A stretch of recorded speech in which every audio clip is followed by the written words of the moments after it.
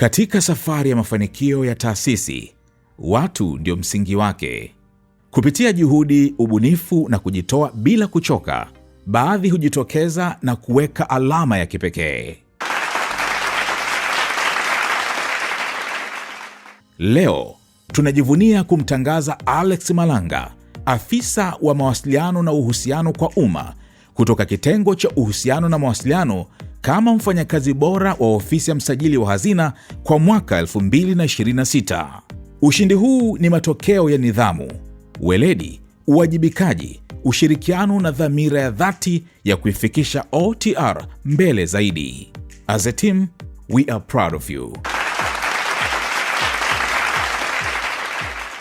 Mafanikio haya si yako peke yako, ni ushindi wa timu nzima.